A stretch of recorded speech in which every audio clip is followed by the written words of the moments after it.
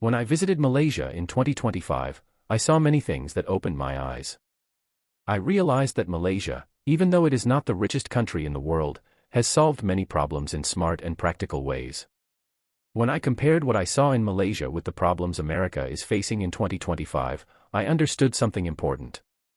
Some of the ideas, systems, habits, and values that Malaysia uses every day could help America fix issues that feel impossible right now.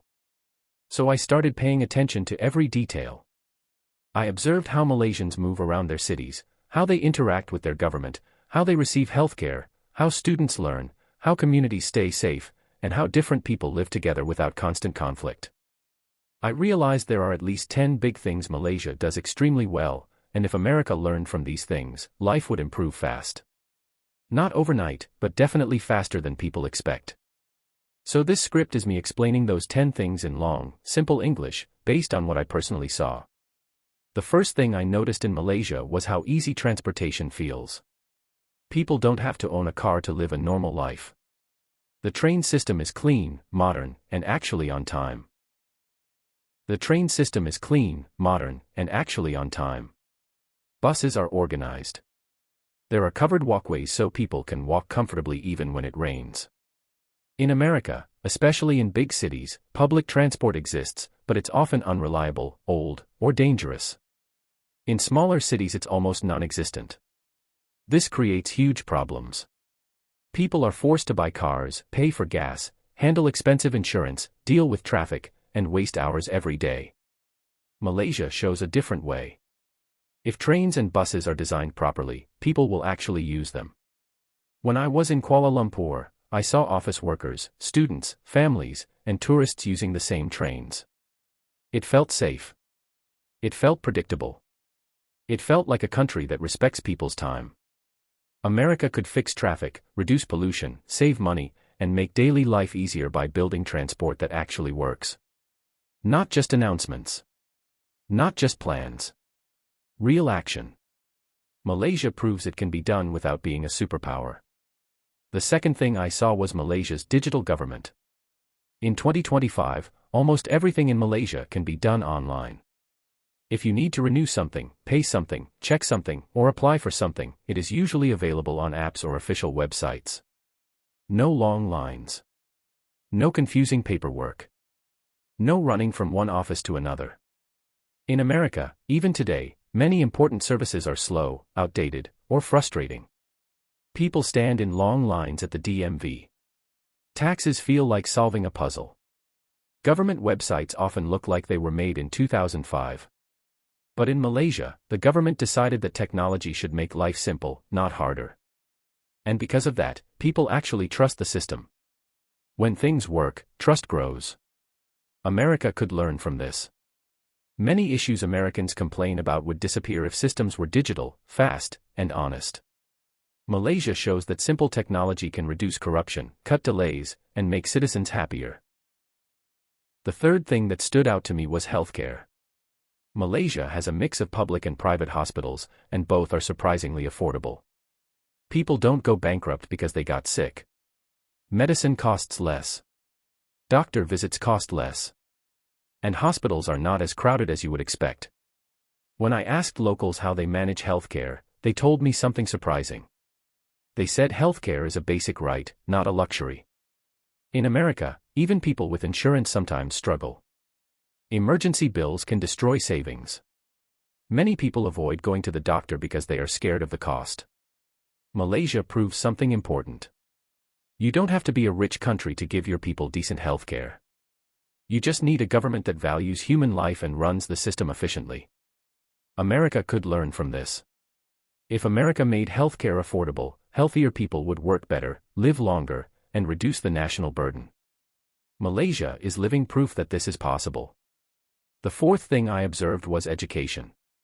Malaysian schools are not perfect, but they are stable, funded, and respected. Teachers are not treated like underpaid babysitters. They are respected professionals. Students learn multiple languages, including English, from a young age. Technology is used in classrooms. Parents are involved. And education does not bankrupt families.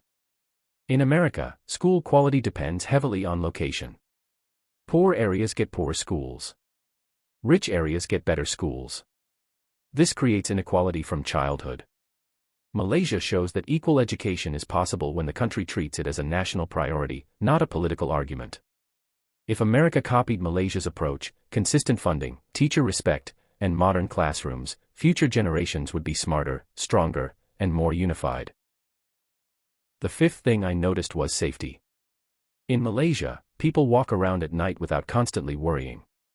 Crime exists everywhere, but in Malaysia it feels controlled. Neighborhoods are calmer. Police presence is visible but not aggressive. Communities trust each other more. In America, many cities feel on edge. People worry about shootings, robberies, or violence. Parents are scared. Teenagers are scared. Even simple daily tasks feel risky in some areas. Malaysia teaches a lesson: safety is not only about police force. It is about social stability, affordable living, low stress, and community cooperation. When people feel included in society, crime naturally decreases. America could learn from this soft, smart approach to safety. The sixth thing that impressed me deeply was Malaysia's environment. Even in busy cities, greenery is everywhere. Trees, parks, plants, and clean roads. Malaysia takes care of its nature because nature is part of daily life.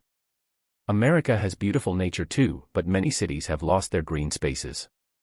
Malaysia shows that environmental care is not just for tourism, it affects the mental health of people. A green city makes people calmer, happier, and healthier. America could learn from this by planting more trees, maintaining parks, and cleaning public areas properly. The seventh thing I saw was urban planning. Malaysian cities are not perfect, but they are structured. New buildings follow rules. Roads are planned. Public spaces are designed for real use. America has amazing cities, but many of them suffer from messy planning, endless suburban sprawl, and traffic-heavy design. Malaysia proves that a city can grow fast and still stay organized. America could reduce chaos by planning more carefully and building with people in mind, not just cars and corporations. The eighth thing that surprised me was social harmony. Malaysia has people of many races and religions: Malay, Chinese, Indian, and others. And yet daily life is peaceful. People live side by side. They celebrate different festivals together. They respect each other's beliefs. In America, division is rising. Politics, race, religion, and identity are constant sources of conflict. Malaysia shows a different path. If America encouraged understanding, respect, and unity instead of constant arguments, social pressure would reduce and people would feel more connected. The ninth thing I saw was affordable housing. In Malaysia, both locals and foreigners can find apartments that don't destroy their savings. Even in big cities, housing is accessible. America has a housing crisis. Rent is too high. Homes are too expensive. Families are struggling. Malaysia shows that with good policies, clear regulations, and proper planning, housing can be affordable for everyone.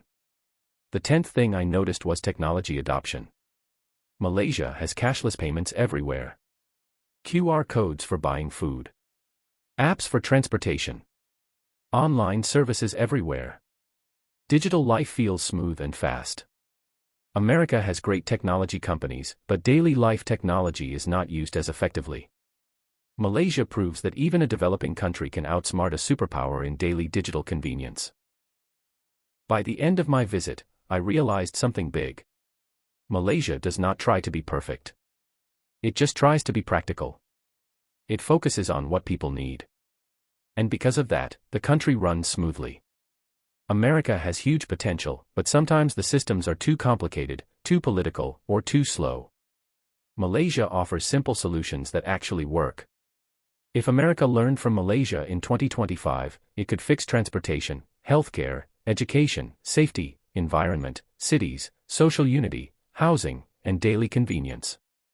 Malaysia showed me that progress is not about being rich. It is about being smart, disciplined, and united. This is why I believe America could change fast if it followed the lessons I saw in Malaysia. Not copying everything. Not becoming the same country. Just learning the smart habits that Malaysia uses to keep life stable, peaceful, and easy for ordinary people.